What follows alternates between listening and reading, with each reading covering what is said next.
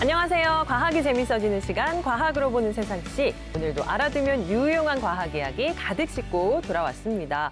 기환 씨, 한 주간 잘 지냈어요? 아유, 그럼요. 한 주간도 말이죠. 이 과학으로 보는 세상 C를 위해서 발로는 열심히 뛰어다니고 또 머리로는 연구를 하면서 아주 바쁘게 지냈습니다.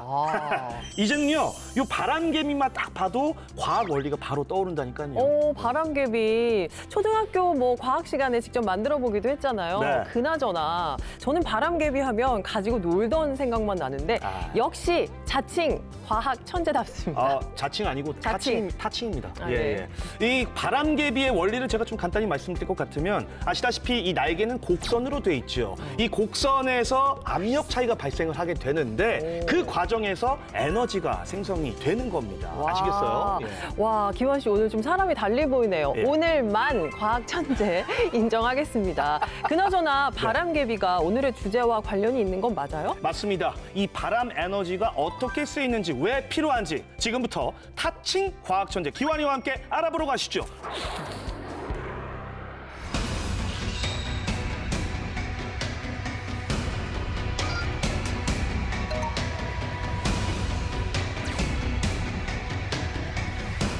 태양광, 풍력 같은 재생에너지 자원은 환경오염을 줄이고 탄소 배출을 최소화하는 데 중요한 역할을 하고 있습니다.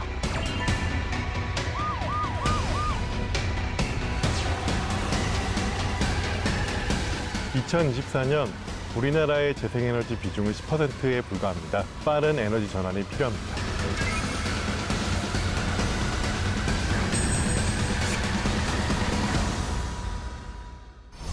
AI 기술의 급격한 발전으로 혁명적인 변화가 일고 있습니다. 하지만 이런 변화로 인해서 에너지 전환이 또 다른 과제로 떠오르고 있는데요. 오늘 두 분 모시고 집중적으로 이야기 나눠보겠습니다. 안녕하세요. 직접 소개 부탁드립니다. 예, 안녕하세요. 저는 아주대학교 에너지 시스템학과에서 근무하고 있는 권재환입니다. 반갑습니다. 저는 에너지 전환과 재생에너지 그리고 에너지를 이용한 신규 사업을 가르치고 있습니다. 반갑습니다. 안녕하십니까. 저는 한국과학기술기획평가원에서 에너지 전환 기술과 관련된 R&D 정책과 함께 그런 탄소 중립 또 과학기술 정책을 만들고 있는 김선교라고 합니다. 반갑습니다. AI의 발전이 가속화하면서 또 새로운 에너지 수요가 나타나고 있고 지속 가능한 에너지 전환이 필수적이라는 의견이 나오고 있습니다. 자, 교수님, 이런 얘기가 나오는 배경이 뭔가요? 우선 현재 산업 문명은 전기가 없으면은 아마 태동할 수가 없었을 겁니다. 전기 공급이 중단되면 우리 문명과 대부분의 산업은 이제 멈추게 될 텐데요. 4차 산업혁명에서는 또 AI 나오면서 전기가 가장 중요한 역할을 하고 있습니다. 그래서 이제 그 전기 문제가 점점 더 심각해지는데요. 지속 가능하게 우리가 인공지능 이용해서 발전을 하려고 그러면 전기 문제를 해결하는 것이 급선무라고 할 수 있겠습니다. 그 데이터 센터 전력 소모가 엄청나다고 그래서 챗GPT든 AI한테 물어볼 때 존댓말 하지 말고 반말로 하라고 하잖아요. 최대한, 네. 그게 엄청나대요. 자, 어쨌거나 AI 시대에는 에너지 인프라가 경쟁력이다 이런 말도 돌던데 이게 결국은 다 맞는 말이겠죠, 박사님? 정확합니다. 인공지능이 뇌라고 한다면 뇌를 작동하게 하는 혈액은 전기가 되고 그 전기인 에너지, 어떻게 보면 인공시대의 어떤 미래의 패권을 좌우하는 가장 중요한 원천이 된다고 보시면 될 것 같습니다. 그런 부분에서 볼 때 인공지능 자체가 에너지 없이는 존재할 수 없다라는 이야기가 국제에너지기구에서도 나오고 있습니다. 우리가 생각을 해보면 인공지능은 어마어마하게 많은 에너지를 쓴다라는 그런 생각을 할 수밖에 없을 것 같은데요. 그냥 일반적으로 인공지능에 특화되어 있는 데이터 센터 같은 경우에는 10만 가구가 쓰는 전기만큼을 소모하고 있다라고 보시면 될 것 같습니다. 그리고 지금 우리가 좀 더 똑똑하고 또 좀 더 고도화된 인공지능 모델을 쓰게 된다면 당연히 더 많은 전기를 쓸 수밖에 없는 상황이라고 보시면 될 것 같고요. 이런 부분을 생각해 볼 때 결국에 인공지능을 이끌고 있는 국가, 빅테크가 많은 미국과 같은 경우에 전 세계에 3분의 1 정도의 데이터 센터가 있는데요. 인공지능의 발전이 그런 데이터 센터 때문 그리고 전기 때문에 어렵다라는 이야기가 나오고 있습니다.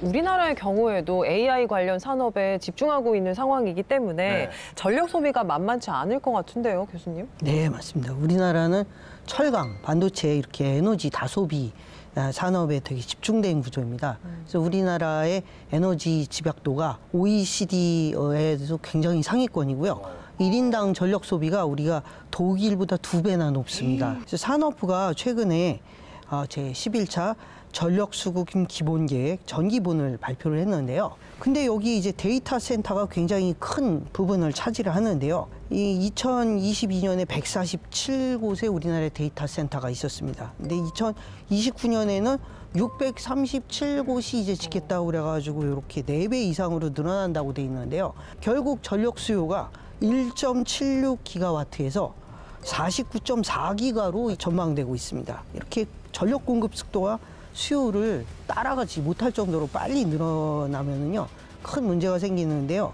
전력이 이제 공급이 이제 불균형이 생기면 전기는 실시간으로 되기 때문에 불균형 자체가 바로 정전으로 이어집니다. 이제 그래서 금융, 의료, 교육, 모든 산업 부분에서 큰 마비가 있을 수 있기 때문에 이런 AI 관련된 인프라 투자가 지속 가능하게 빨리 적절하게 이루어져야 우리나라가 지속 가능하게 발전하고 경쟁력을 유지할 수 있다. 이렇게 말씀드릴 수 있습니다. 상황이 이렇다 보니까 AI 산업이 커지면서 재생에너지 도입의 중요성이 강조되고 있는데요. 네.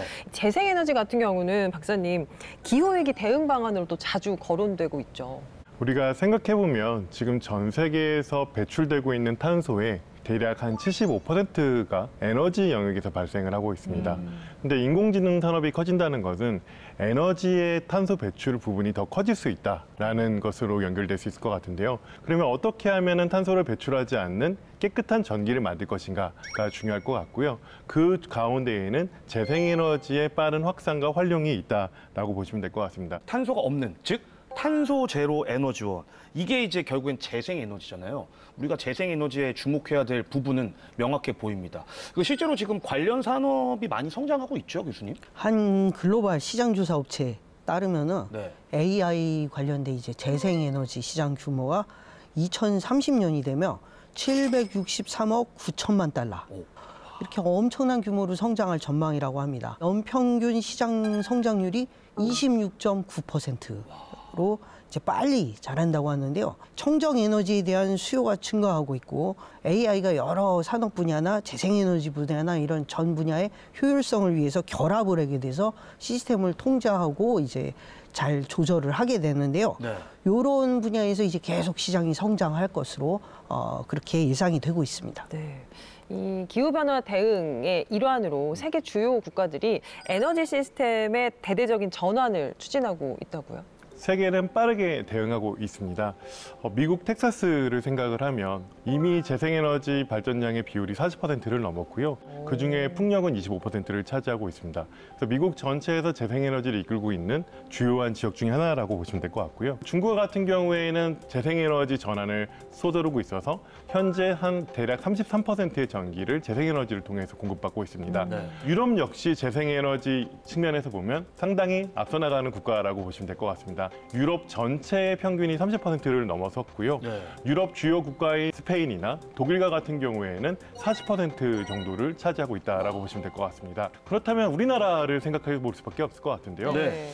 우리나라는 사실 재생에너지 비중이 한 10% 정도에 불과합니다. 주요하게 재생에너지 전환을 이끌고 있다고 표현되는 풍력과 태양광에 한정해서 본다면 5%밖에 되지 않고 있고요. 네. 이로 인해서 경제산업 동력 자체가 상당히 불리한 구조로 고착화되고 있다라는 경고 메시지들이 국제 에너지 관련 기관에서 나오고 있다 보시면 될 것 같습니다. 자, AI 시대에 재생에너지가 주목받고 있습니다. 네. 지속 가능한 미래를 위한 에너지 어떻게 만들어지고 있을까요? 바람이 많아서 삼다도 아니에요? 예? 제주도 뭐 바람 많이 분다고 그래도 이거 뭐 돌아가지도 않는데 이거? 아이, 왜 안 돌아가? 얘 이놈아, 그 조망만한 걸로 그 어떻게 전기를 만든다는 것이냐? 방금 할아버지가 말씀하신 거예요? 근데 그러고 보니까 저랑 좀 닮은 것 같긴 한데? 확씨! 너 못해? 닮기는 뭐가 닮아 이 자식아? 지금은 이게 팽팽 안 돌아서 그렇지 원래 이걸로 전기를 만들 수 있다니까요. 그거 가지고는 어림도 없대도 그 괜히 그 힘 빼지 말고 저쪽에 가면은 그 바람개비 가지고 그 연구하는 양반들이 있어. 거기 가서 한번 물어보거라. 진짜예요? 저 만약에 갔는데 아니면 다시 옵니다. 반갑습니다. 안녕하세요. 예, 안녕하세요. 지금 제 주변에 돌아가고 있는 게 전부 다 그 풍력 발전기인가요? 맞습니다. 와, 저 돌아가는 저 날개 저거를 뭐라고 하더라고요? 블레이드라고 합니다. 그 블레이드. 네네. 예, 저도 블레이드가 있긴 한데 제 거에 비하면 이 규모가 어마어마해요. 네네네. 점점 커지고 있어요. 예. 블레이드가. 자, 그럼 여기 풍력 발전단에서는 어떤 걸 지금 하고 계신 거예요? 저희는 풍력 발전기 관련돼서 핵심 기술을 연구하고 있고요. 예. 바람의 에너지를 통해서 전기를 만드는 풍력 기술을 연구하고 있습니다. 오늘 그럼 저희가 여기서 어떤 걸 볼 수 있을까요? 네, 저희가 블레이드 설계, 네. 제작, 시험까지 저희가 직접 할 수 있는 통합 연구 인프라를 구축했습니다.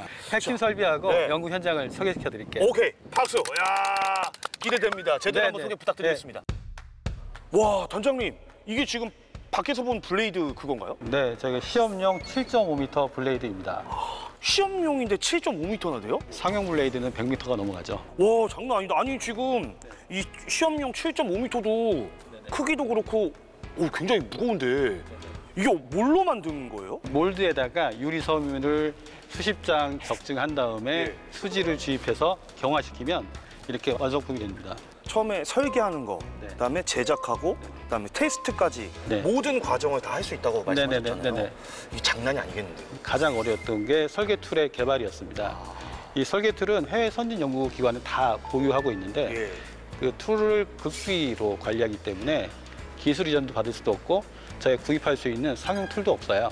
그래서 저희가 오랜 기간 노력 끝에 저희가 100% 자체 개발했습니다. 실제 블레이드는 뭘 좀 많이 봐야 되나요? 가장 중요한 게 성능과 무게입니다. 효율적으로 회전력을 만들어내는 게 이 블레이드의 공력 형상 설계입니다. 이 부분이 중요하고 또 하나는 블레이드가 무겁게 되면 고중량의 블레이드를 지탱하기 위해서 터빈 전체가 비싸지기 때문에 경량화가 핵심 기술입니다. 말씀을 듣고 나서 보니까 더 이렇게 뭔가 저도 애착이 가는데 혹시 뭐 얘 이름 같은 건 없나요? 기환이 이렇게 한번 이렇게 붙여주는 건 어떨까요? 좋습니다. 괜찮으세요? 네네네. 어. 네, 이거 시험용이기 때문에 혹독한 시험을 견뎌야 됩니다. 무슨 테스트인지 모르겠지만 얼마나 혹독하길래 사이즈가 이렇게 거대합니까? 네, 이건 바로 풍동 시험 설비입니다. 풍동 시험 설비. 저희가 이 시설 공간 안에서 바람을 인공적으로 만들어서 블레이드 단면에 바람을 흘려보내면서 성능을 검증하고 평가하는 곳이라고 할 수 있습니다. 바람을 어느 정도까지 만들어낼 수 있는 거길래 이렇게 규모가 클까요? 최대 풍속 50m/s까지 불 수가 있습니다. 야, 초속 50m의 바람이면 진짜 거의 태풍급 바람인 건데 블레이드 그 100m짜리를 여기다 다 갖다가 꽂아 넣는 건 아닐 것이고 어떻게 좀 테스트를 하나요? 블레이드의 단면을 저희가 잘라내어서 그 형상의 단면을 설치해서 바람을 불어주는 것입니다. 곡률이나 두께, 길이 등이 다 다르기 때문에 그 미세한 차이에 의해서 어떤 그런 성능들이 다 달라질 수 있습니다. 아니, 기환아! 아니, 박사님! 저 제 분신인데 기환이 여기 왜 이렇게 매달려 있어요? 이거 무슨 뭐 고문시키는 겁니까? 고문하는 게 아니라 여기는 블레이드를 구조 시험하는 곳입니다. 구조 시험이요? 아니, 테스트를 어떤 식으로 하는 건데 얘를 이렇게 매달아 놓은 거예요? 블레이드 테스트는 크게 두 가지로 이루어져 있는데요. 정화중 테스트 그리고 피로하중 테스트가 있는데요. 이 시험 설비는 정화중 테스트를 할 수 있는 시험 설비고요. 이 블레이드가 태풍 조건에 극한하중 조건에서 견딜 수 있는지를 시험하는 시험 설비라고 보시면 될 것 같습니다. 그러면은 이 테스트는 어떻게 하면 통과를 할 수 있는 겁니까? 저희가 일반적으로 하중 조건의 110% 하중 조건에서 이 블레이드가 부러지지 않고 저희가 원하는 설계대로 결과가 나오는지 통과가 된다면 저희가 인증을 받고 제품으로 만들 수 있게 됩니다. 아까 피로 가중 테스트가 또 있다고 하셨잖아요. 예. 그거는 뭐예요? 풍력 발전기가 운행하는 20년 이상의 조건 동안 계속 회전하면서 바람을 버티면서 견뎌야 되잖아요. 그 하중 조건을 모사해서 시뮬레이션을 하게 되면 반복되는 하중을 수개월 동안 반복해가지고 이 피로하중 조건을 만들어서 이 테스트를 통과하면 이 블레이드는 이 수명 동안 견딜 수 있다는 테스트를 말합니다. 그리고 기후 변화에 따라서 국내에도 태풍 환경이 많이 발생을 하게 되는데 이런 혹독한 환경에 대비하기 위해서 이러한 테스트가 중요해지고 있습니다. 다 그 이유가 있었구나. 예, 앞으로 잘 부탁드립니다. 네, 기환아, 잘 버티자. 파이팅! 화이팅! 화이팅! 자, 단장님, 오늘 뭐 풍력 발전 그리고 이 블레이드의 설계, 제작, 테스트 모든 과정에 대해서 듣고 나니까 그리고 나서 다시 이 발전기를 보니까 눈부셔. 예, 앞으로가 더 기대가 됩니다. 네, 감사합니다. 연구를 어떻게 해나가실 건지 네네. 계획은 어떻게 되시는지 말씀 한번 부탁드릴게요. 네, 저희가 힘들게 12메가 블레이드 설계 기술을 내재화했습니다. 네. 근데 이게 시작입니다. 저희의 최종 목표는 20메가 이상의 초대형 부유식 풍력 발전기 블레이드를 100% 저희 기술로 만들어내는 게 저희 최종 목표입니다. 야, 응원하도록 하겠습니다. 감사합니다. 말 그대로 이 대한민국 풍력 발전 기술이 바람 타고 순풍 타고 그냥 쭉쭉 뻗어나가기를 응원하면서 한번 외쳐볼까요? 오늘도 바람 잡느라 폭삭 수고하셨습니다. 야, 이 바람 차고 잘 날아간다. 와, 이번에도 기환 씨 덕분에 또 바람의 운동 에너지를 전기 에너지로 바꾸는 과정 아주 쉽게 이해할 수 있었습니다. 자, 지금 살펴본 풍력 발전이 에너지 전환을 이끌고 있기도 하죠. 사실 재생에너지를 생각을 하면 결국에 재생에너지에 있어서 가장 중요한 역할을 하는 것은 태양과 바람, 태양광과 풍력발전이라 보시면 될 것 같습니다. 사실 2015년만 해도 전체 재생에너지 발전 설비에서 재생에너지가 차지하는 비중은 대략 35% 정도였는데요. 지금은 신규 설치에서의 재생에너지 비중이 점차 커져서 지난해엔 67.4%를 차지했다라고 보시면 될 것 같습니다. 태양광과 풍력, 결국에 그게 재생에너지 핵심인 건데 이제 조금 더 자세하게 한번 들어가 봐야 될 것 같거든요. 자, 교수님, 먼저 풍력 발전부터 좀 설명을 해주시죠. 기환 씨는 제주도에 가셔가지고 저는 뭐 직접 보고 날아다니고 그리고 오셨으니까 아마 잘 알 수 있을 것 맞습니다. 같은데요. 풍력 발전이라는 거는 우리가 선풍기를 거꾸로 돌린다 이렇게 생각하시면 되겠습니다. 선풍기는 이제 전기를 이용해서 바람이 나오는데요.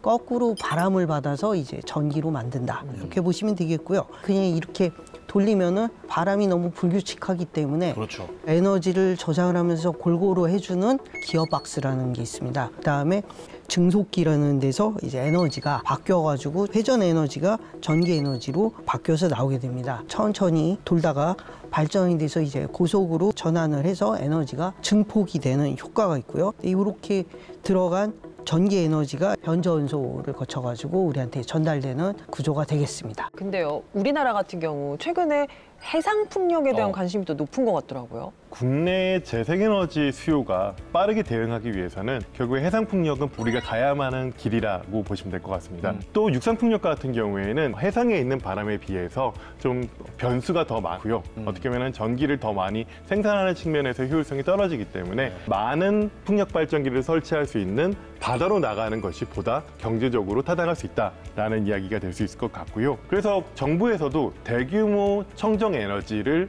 빠르게 공급할 수 있는 해상풍력에 주목을 하고 있고요.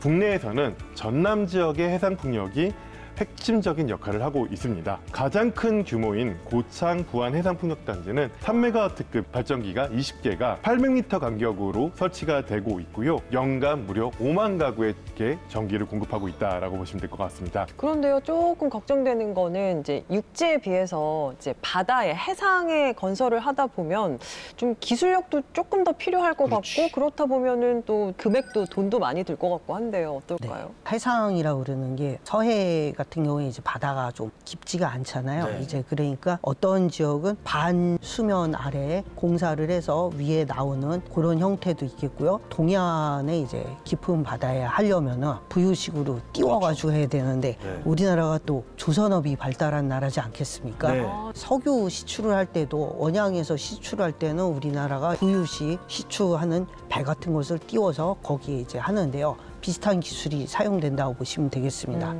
근데 조금 더 어려운 점이 있는데요. 생산된 전력을 육지까지 이제 해저 케이블을 통해서 보내야 되는 문제가 있고요. 중간에 이제 변전소를 세워서 해야 되는 그런 조금 더 어려운 점이 있는데요. 경제성 문제가 그 부분에서 좀 많이 악화가 될 수가 있기 때문에 조력 발전, 파력 발전 같은 것도 거기서 한다든가 아니면 뭐 다른 해서 경제성을 이제 올리는 연구들도 진행이 되고 있습니다. 풍력 에너지에 대한 설명은 아주 잘 들었는데 솔직히 저는 재생에너지 딱 했을 때 가장 먼저 떠오르는 거는 태양광 에너지거든요. 이것도 조금 알아봐야 될 것 같은데 박사님, 국내에서는 솔직히 태양광 발전이 가장 비중이 높지 않습니까? 사실 우리나라 같은 경우에는 재생에너지 전체 비중에서도 태양광이 차지하는 비중이 절대적으로 많다라고 보시면 될 것 같은데 우리가 사실 태양 에너지라고 하면 설레지 않으신가요? 어떤 의미에서요? 왜냐면 우리가 우리의 선조, 조상을 생각해보면 이 태양을 가지고 얼마나 에너지원을 만들고 싶었겠습니까? 예로부터. 예, 근데 사실은 진짜 이제는 태양을 통해서 에너지를 만들고 있는데 원래는 광합성밖에 안 됐던 걸 전기로 바꿔서 만들고 있는데 맞아요. 사실은 언론에서도 여전히 헷갈려 하고 계십니다. 예를 들면 태양광이 뭐고 태양열은 뭐지? 똑같은 거 아니야? 라고 하는데요. 어떻게 생각하고 계시나요? 태양광이랑 태양열 뭐가 다른가? 그러고 보니까 저희도 많이 좀 혼용해서 쓴 것 같은데요. 그러네요. 뭐 빛이냐 열이냐 뭐 요 차이겠죠. 뭐. 역시 지적으로 보이신다는 그 농담이 야, 정확한 것 과학천재 같습니다. 옆에 같이 있다 보니까. 네, 아닙니다. 많이 제 생각에 두 분 다 과학천재이신 것 그래요? 같은데요. 네. 사실 빛과 열이 말하는 것처럼 이용하는 에너지원이 다릅니다. 태양광은 빛을 통해서 전기를 만드는 거고 태양열은 열을 통해서 전기를 만들겠죠. 에너지원이 다르다라고 보시면 될 것 같습니다. 네네. 그러면 에너지원이 다르니까 당연히 전기로 만드는 방식 역시 다르겠죠. 예. 태양광은 그 안에 빛과 반응을 해서 전기를 생산하는 반도체와 같은 장치가 설치되어 있다라고 보시면 될 것 같은데요. 말 그대로 빛에 반응을 해서 전기를 생산하는 원리가 안에 담겨 있다라고 보시면 될 것 같습니다. 태양열은 말 그대로 뜨거운 열을 가열을 해서 수증기를 만들어서 그 수증기가 터빈을 돌리는 방식으로 전기를 생산한다라고 보시면 되겠는데요. 네. 우리가 일반적으로 생각을 할 때 태양열이 전기를 정말 많이 생산하려면 거대한 면적이 필요합니다. 그래서 보통 태양열 발전은 전기를 생산하는 방식으로는 사막에서 볼 수 있는 방식이라 보시면 될 것 같고요. 보편적으로 사용되는 방식은 태양광이라고 보시면 될 것 같습니다. 자, 태양광 발전의 가장 큰 장점이라면 지속 가능하다는 점 같거든요. 효율성 측면에서는 어떤가요? 태양광 같은 경우에 일종의 반도체 기술이거든요. 반도체 기술이 우리 메모리 같은 경우에도 굉장히 빨리 발전하지 않았습니까? 마찬가지로 이제 태양광도 초기에는 반도체 기술이었기 때문에 반도체 그 셀의 효율이 10년 동안에 이제 3배 이상으로 빨리 증진을 한 거죠. 그 다음에는 셀을 판을 여러 개를 붙이는데요. 간격을 좁히고 그러는 모듈 측면에서 이제 효율이 증가가 되는 게 있었고요. 그전에는 이제 방수가 되는 테프론 필름을 많이 깔았는데 최근에는 양면형으로 이거를 띄고 양면에 이제 유리로 해서 밑에서 반사되는 것까지 해가지고 쓰는 기술이 이제 대세를 이루고 있습니다. 그래서 효율성 측면에서 지속 가능할 것이다 라고 보여지고 있습니다. 아니, 저도 그 말씀은 동의는 하는데요. 근데 요즘 날씨를 또 보면은요. 또 장마철이고 그래서 흐린 날도 좀 많고요. 근데 또 한편으로 생각해 보면 여름은 확실히 겨울에 비하면 또 이 낮 시간이 길잖아요.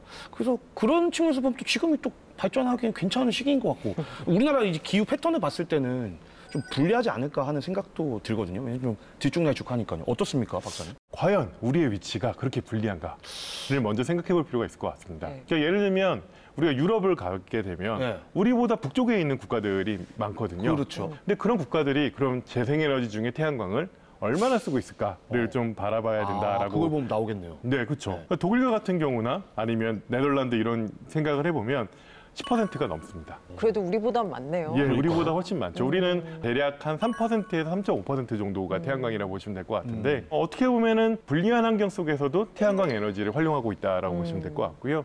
우리는 그런 측면에서 본다면 10%, 20%의 그 넘는 어떻게 보면 잠재력을 가지고 있다라고 생각을 하고 있습니다. 특히 바람이 강한 나라로 알려져 있는 네덜란드 같은 경우에는 2019년에 태양광의 발전량 비중이 불과 4.9%밖에 안 됐습니다. 네. 근데 2023년 17%로 점프를 했거든요. 반대로 말하면 되게 우리에게 좋은 시사점을 주죠. 글로벌 경기 침체가 장기화되고 있는 상황 속에서도 네. 전 세계적으로 에너지 전환은 가속되고 있습니다. 우리나라도 이 흐름을 잘 따라가고 있나요? 정말 그랬으면 좋겠습니다. 근데 안타깝게도 그러지 못하고 있는 상황인 것 같습니다. 재생에너지 비중이 이제 10% 정도를 차지하고 있고요. 그 중에 절반은 사실은 전기 생산보다는 어떻게 보면 담수 또 홍수를 막는 수력 발전 비중이 절반 정도를 차지하고 실질적으로 풍력과 태양광과 같은 재생에너지는 한 5% 정도 수준에 그치고 있습니다.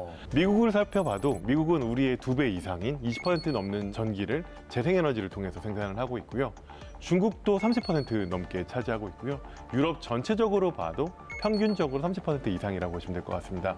그런 측면에서 볼 때 우리는 좀 더 노력을 많이 해야 된다라는 상황을 인지할 수밖에 없는 것 같습니다. 요즘에 그 뉴스 보면은 여전히 지금도 세계 곳곳에서 막 전쟁, 분쟁이 많이 일어나잖아요. 그럴 때마다 항상 나오는 얘기가 뭐 에너지 수입이 뭐 조금 어려워질 것 같아서 유가가 뭐 급등하네, 막 이런 영향도 있고, 이런 얘기도 있고요. 그러니까 결국에는 뭐 안보라든지 세계 경제가 이렇게 위협받는 상황 자체도 좀 재생에너지로의 어떤 전환을 가로막는 걸림돌이 되지는 않는가, 이런 생각도 좀 해보게 되거든요. 네. 그 영향이 굉장히 큽니다. 그렇죠. 그런데 이제 거꾸로 에너지 안보 때문에 재생에너지 확산이 더 빨라지는 그런 결과를 낳았습니다. 아, 오히려? 네. 오. 왜냐하면 러시아의 이제 우크라이나 침공으로 인해서 가스관이 끊겼을 때 네. 당시 전기를 이제 가스로 만드는 도매 가격이 거의 10배로 치솟았습니다. 근데 재생에너지로 풍력이나 태양광을 장기 공급을 한 거는 장기 공급 가격이다 보니 가격이 안 올랐거든요. 그래서 이제 가격 안정 측면에서는 재생에너지가 변동성이나 간헐성이 있음에도 불구하고 가격 안정 측면에서 굉장히 큰 기여를 할 수가 있다. 그래서 2024년에 새로 늘어난 신규 재생에너지 설비의 90% 이상이 태양광이었고요. 물론 거기에는 이제 재생에너지로 가야 될 전쟁 문제가 그렇게 심각하지 않았던 중국이 또 크게 주도를 했습니다. 중국 같은 경우에는 이제 오히려 이란에서 석유가 싸게 들어와서 더 좋았을 때도 불구하고 굉장히 늘린 것은 에너지 안보가 중국도 제조업 기반의 국가로서 굉장히 중요하기 때문에 그랬던 거고요. 유럽 같은 경우에 이미 절반 정도가 재생에너지에서 나오고 있다고 보고가 되고 있습니다. 경제적 측면에서 박사님, 재생에너지 보급 확대가 산업에 미치는 영향도 엄청나다고 들었어요. 2023년 미국 이론 응용 경제학회 연구에 따르면요, 전 세계 재생에너지 비중 증가가 2030년 글로벌 GDP 0.6에서 1.1%를 성장시킨다라고 하고 있고요. 이 금액은 1조 3천억 달러, 약 1,700조 원에 해당됩니다. 국내에 있는 한 연구 결과에 따르면 2020년부터 2034년까지 재생에너지 보급 확대는 292조 원의 생산 유발 효과와 103조 원의 부가가치 창출, 그리고 9만 1,000개의 신규 일자리를 만든다라고 하고 있습니다.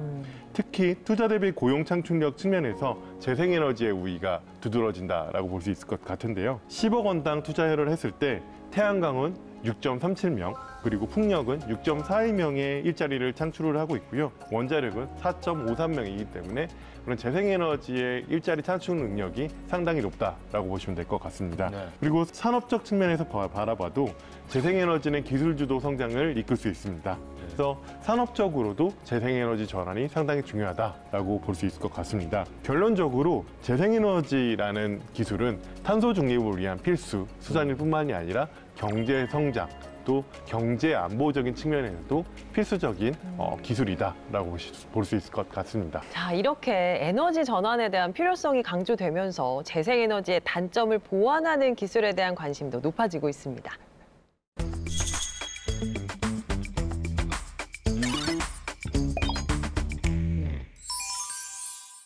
여러분, 혹시 이렇게 생각해 본 적 있으신가요? 우리 집에 태양광 패널만 설치하면 전기 걱정은 끝이겠지? 바람이 많이 불면 풍력으로 모든 전기를 해결할 수 있지 않을까? 그런데 현실은 조금 다릅니다. 태양과 바람은 우리가 원할 때 나오는 에너지가 아니고 날씨에 따라 나오는 에너지입니다. 이렇게 마음대로 조절할 수 없는 전기를 우리는 변동성 재생에너지, 영어로 VRE, Variable Renewable Energy라고 부릅니다. 그리고 이걸 제대로 활용하려면 전기를 저장하고 흐름을 조절하는 기술, 즉 에너지 저장 장치 ESS와 스마트 그리드가 꼭 필요해집니다. 예를 들어 볼까요? 태양광은 해가 떠 있을 때만 발전이 됩니다. 밤에는 제로, 흐린 날엔 출력이 확 줄고 심지어 하루 중에도 구름이 지나감에 따라 발전량이 출렁입니다. 이걸 일중 변동성이라고 하죠. 풍력은 더 복잡합니다. 언제 바람이 불지 예측하기 어렵고 너무 강한 바람이 불면 멈추기도 합니다. 이런 걸 간헐성, 인터미턴시나 계절성, 시즈널리티라고 부릅니다. 그런데 전기는 아주 까다롭습니다. 쓰는 만큼 실시간으로 만들어야 하는 에너지이기 때문이죠. 많이 들어오면 오히려 버려야 되고 필요할 때 안 들어오면 정전 위험이 생깁니다. 더구나 과거에는 전기가 발전소에서 변전소, 그리고 가정으로 흐르는 단방향 구조였는데 지금은 가정도 전기를 생산하고 저장하는 프로슈머 시대입니다. 전기차, 태양광, ESS가 연결이 되면서 전기의 흐름이 양방향이 된 것이죠. 이제 전기를 흘려보내는 것만으로는 안 됩니다. 언제, 어디서, 어떻게 흐르게 할 것인지 조율하는 시스템이 필요합니다. 그 역할을 하는 것이 바로 ESS와 스마트 그리드입니다. ESS는 단지 배터리가 아닙니다. 대표적인 예가 양수 발전인데요. 밤에 남는 전기로 물을 끌어올려 저수지에 저장하고 전기가 필요할 때 다시 흘려보내 발전을 합니다. 이건 마치 전기를 가두었다가 서서히 흘려보내는 댐과 같은 기능이죠. 하지만 ESS 혼자서는 충분하지 않습니다. 이제는 전력망 전체 상황을 실시간으로 감지하고 조율하는 두뇌, 즉 스마트 그리드가 반드시 함께 작동해야 합니다. 스마트 그리드는 점점 더 똑똑해지고 있습니다. 더 이상 단순한 전력망이 아닙니다. 도시 전체의 에너지를 실시간으로 최적화하는 에너지 운영 시스템 OS입니다. VRE 시대는 예측 불가능한 에너지의 시대입니다. 이제는 전기를 원할 때 만드는 게 아니라 주어진 에너지를 어떻게 잘 저장하고 조절하느냐가 더 중요합니다. 그 핵심에 있는 기술이 바로 ESS와 스마트 그리드입니다. ESS는 전기를 가두고 다듬고 안정적으로 흘려보내는 조율 장치이고, 스마트 그리드는 전기, 열, 자동차까지 포함한 에너지 흐름 전체를 제어하는 뇌입니다. 이 두 기술 없이는 재생에너지는 그저 잠재력 있는 기술에 머물 뿐 실제로 쓰이지 못하고 전력망을 오히려 불안하게 만들 수도 있습니다. ESS와 스마트 그리드 없이는 재생에너지의 미래도 없습니다. 에너지 대전환이 더 이상 선택이 아닌 국가 경제 생존의 필수 과제인 것은 분명해 보입니다. 그래서 궁금한 부분, 국가별로 어떻게 대응하고 있나요? 에너지 인프라 확충이 각 국가에 굉장히 중요한 일로 떠오르고 있고요. 또 그걸 재생에너지로 전기량을 늘리면서도 전환하는 것이 굉장한 핵심 과제로 다 떠오르고 있습니다. 특히 대형 데이터 센터에 재생에너지를 어떻게 공급하느냐, 이것이 굉장히 화두가 되고 있는데요. 미국과 유럽, 미국은 주별로 좀 방침이 다른데요. 미국 몇몇 주들과 유럽의 대부분의 나라들은 대형 데이터 센터도 의무적으로 재생에너지를 어느 정도 사용을 해야 된다, 이런 것들이 있고요. 우리나라도 그런 기준이 있는데요. 외국은 점점 더 우리나라보다도 강화가 되는 추세입니다. 대표적인 나라로 아일랜드가 있는데요. 애플의 데이터 센터가 있는 걸로도 유명하고, 그런 아일랜드에서는 풍력 발전 비중이 좀 높고 그렇지만 작은 나라지 않습니까? 최근에 데이터 센터가 기하급수적으로 늘어가지고 이런 부분에 의무를 강화를 했는데요. 재생에너지로 기반한 것을 꼭 사용해야 된다, 이런 부분이 있고, 또 폐열 회수에 대해서 의무 조항이 있었고요. 말레이시아의 재생에너지 단지를 싱가포르에 있는 돈으로 해서 공급을 하면서 말레이시아로 바로 옆에 있으니까 확장을 하는 그런 정책을 펼치고 있습니다. 우리나라에 제로 에너지 빌딩이라는 이 제도가 있는데요. 에너지 효율 관련된 거죠. 그래서 요 등급을 해서 장기적으로는 에너지를 스스로 해결하는, 탄소 배출이 플러스 마이너스에서 없는 빌딩을 제로 에너지 빌딩이라고 그러는데요. 신축되는 데이터 센터는 여기 중에 연면적이 1000제곱미터 이상이기 때문에 5등급의 제로 에너지 빌딩 인증이 의무화된 거나 마찬가지입니다. 그러면 에너지 자립이 20% 정도 있어야 되는데요. 주차장에 태양광 시설 이런 것만으로는 안 되고, 인근에 발전소를 지어서 끌어다 쓰든 아니면 넓은 발전을 해결을 하던 이런 의무화 조항이 있기 때문에, 이런 에너지 인프라 말씀을 드렸는데, 지방의 분산 에너지 체계로 지방에서 만들어서 거기서 쓰는, 산업부에서 지산지소라는 표현을 쓰는데요. 지역에서 생산한 전기를 지역에서 쓰고 지역 경제에 이바지하고 일자리를 창출해라, 이런 권고사항이 있고, 그거를 정부가 도와주고 인프라도 거기부터 확충을 하는 쪽으로 지금 방향이 전개가 되고 있습니다. 다양한 규제도 점점 생겨나고 있네요. 그러니까요. 그것도 요즘 뉴스 보면은 기후 에너지부 신설에 대한 논의가 굉장히 많던데요. 이 관련 내용 좀 어떤 내용들이 담겨 있죠? 사실 우리가 생각해 보면 기후와 에너지 밀접하고 중요한 주제라고 보실 수 있을 것 같습니다. 우리나라 같은 경우에는 산업국가이잖아요.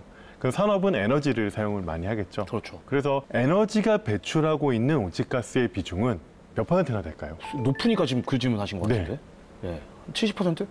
전 세계적으로 한 70% 수준이고요. 우리나라는 80%가 넘습니다. 그래서 에너지 전환 없이는 산업의 혁신과 어떻게 보면 경쟁력의 확보도 없다라고 보시면 될 것 같고요.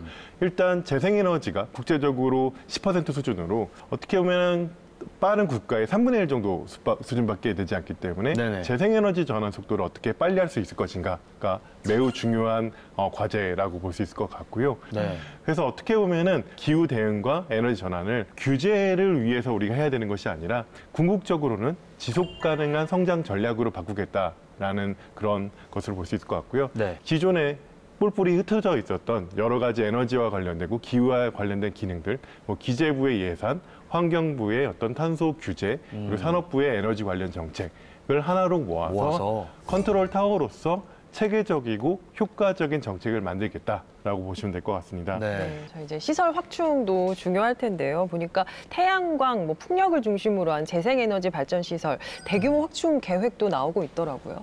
올해 3월에 15년씩 이제 우리나라 2년마다 전력 수급에 관한 계획을 세웠는데요. 이 11차 전력 수급 기본계획, 전기본이라고 하는데 여기를 보면은 2038년까지 재생에너지 발전 설비 용량이 재작년에 30기가와트, 작년으로는 한 37 정도 됐던 걸로 나오는데요. 그거를 2배 정도로 78기가와트로 2030년까지 늘리고 2038년에는 현재 이제 한 4배 되는 121.9기가까지 확대를 할 계획이 잡혀 있습니다. 네. 발전량 기준으로 보면은 현재 이제 2023년 기준에 재생에너지가 8.4% 정도 됐고요. 작년에는 한 10% 정도 됐는데요. 2030년이 되면은 18.8% 정도까지 늘고 2038년에는 29.2%까지 늘리겠다. 이런 계획이 잡혀 있습니다. 또한 여기 이제 아까 송배전 인프라 말씀드렸는데 네. 태양광 같은 경우에 전라남도나 제주도 같이 햇볕이 좋은데 많이 몰려 있는데요.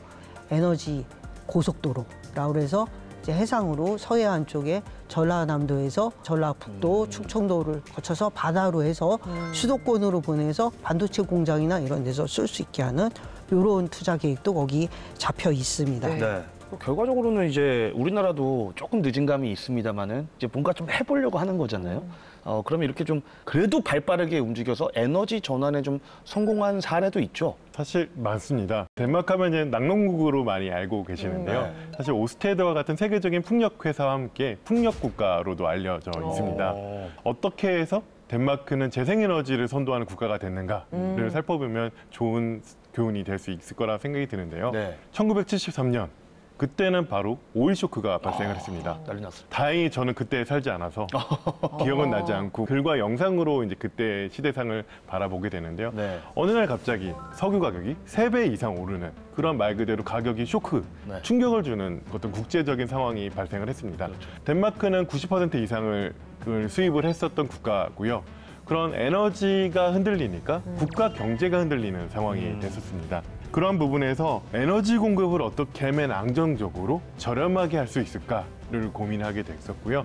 70년대에는 대체 에너지 수준으로 논의되던 재생에너지를 활용해서 빠르게 전환을 하겠다라는 것을 국가적인 정책 방향으로 설정을 했습니다. 이를 위해서는 뭔가 효과적인 사업 체계가 갖춰질 필요가 있었겠죠.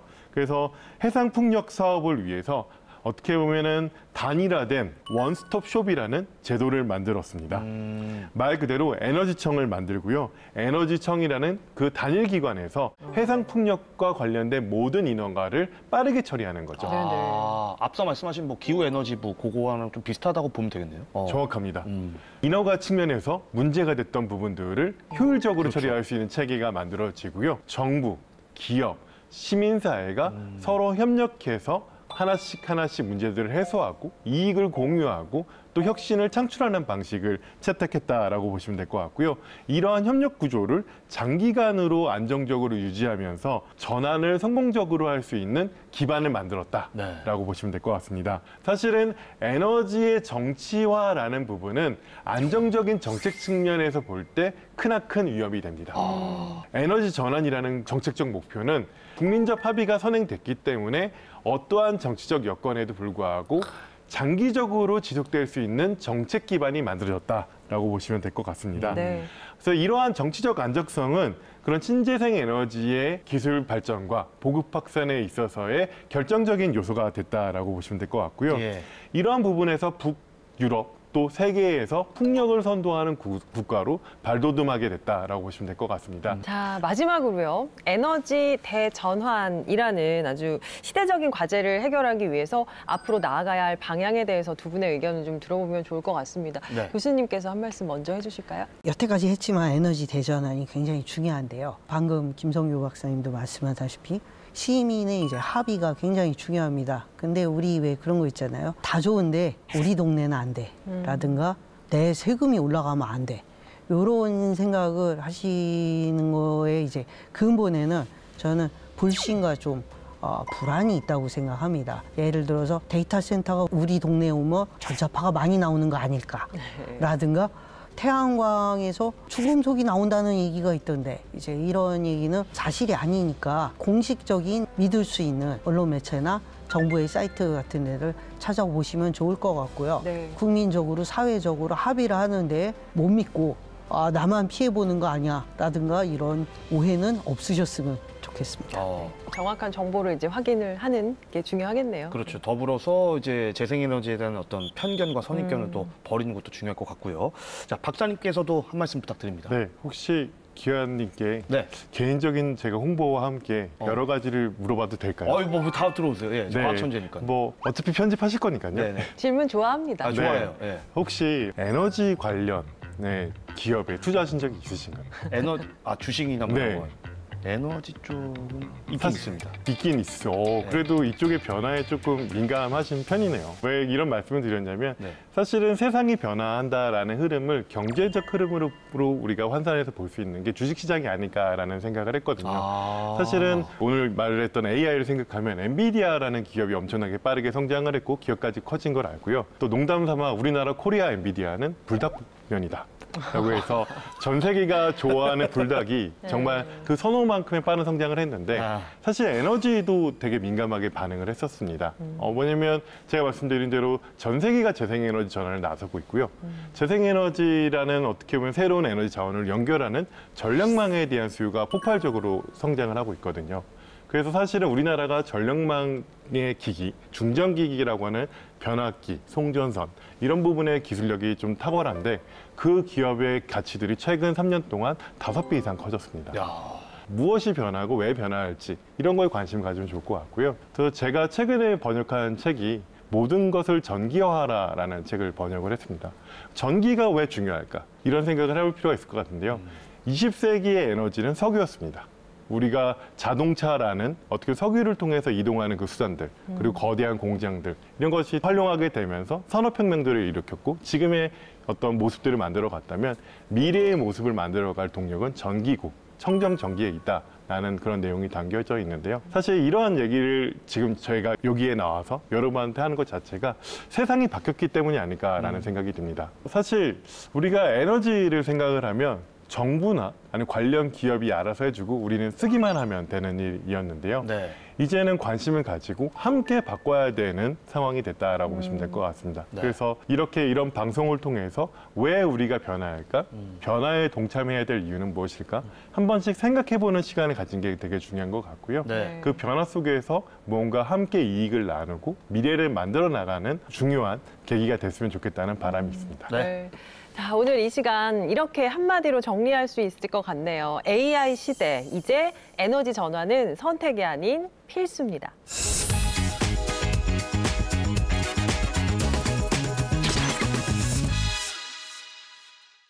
세상에 존재하는 모든 과학은 다 내 거. 완전 럭키비키잖아. 과학의 진심인 남자 김기환입니다. 오늘도 흥미진진한 과학 이야기 속으로 김기환의 과학 이수다. 여러분, 이 스마트폰 안에도 금이 들어있다는 사실 알고 계셨나요? 사실 이뿐 아니라 노트북, TV, 전기차 배터리, 충전기 같은 우리 주변 전자제품 속에는요. 금과 은, 니켈, 리튬, 코발트 같은 희귀 금속이 꽤 많이 들어있습니다.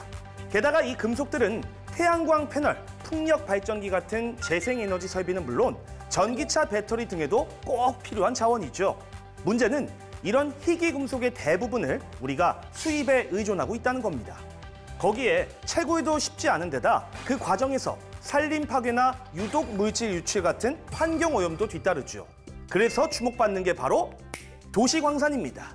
도시광산은 폐전자제품에서 금속 자원을 뽑아서 재활용하는 산업을 말하는데요. 그러니까 자연이 아닌 도시에서 자원을 캐는 거죠. 예를 들면 폐휴대폰 1톤에서 나오는 금은 약 300g, 금광석 100톤을 캐야 나올 양입니다. 게다가 에너지도 덜 들고 온실가스도 적게 나오죠. 하지만 우리나라에선 아직 도시광산이 활성화돼 있다고 보긴 어렵습니다. 이 전자제품 수거율도 낮고요. 이 정밀한 추출 기술과 인프라도 많이 부족한 상황인데요. 우리가 지금 할 수 있는 일은 간단합니다. 전자제품을 아무데나 버리지 않고 지정된 수거함에 정확히 버리는 것. 이것만으로도 희귀한 자원이 땅에 묻히는 걸 막을 수 있습니다. 도시 속 보물, 도시광산 놓치지 않을 거예요. 지금까지 과학의 진심인 남자 김기환의 과학 이수다였습니다.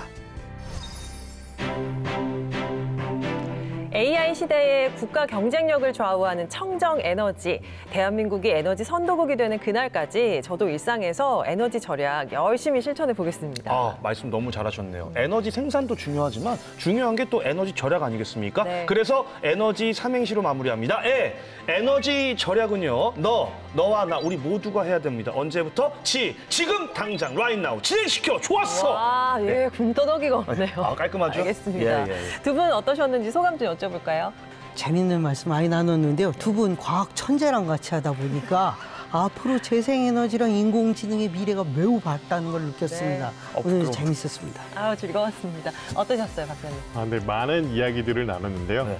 딱 한 문장으로 요약을 하면 에너지가 세상을 바꾼다 정도로 말씀드릴 수 있을 것 같습니다. 에너지가 세상을 바꾼다. 네. 기억하겠습니다. 함께해 주셔서 고맙습니다. 고맙습니다. 네, 저희는 다음 시간에 더 유익한 과학 이야기 들고 찾아오겠습니다. 과학이 보인다. 과학이 즐거워진다. 스치기만 해도 당신은 과학 전문가. 과학으로 보는 세상. See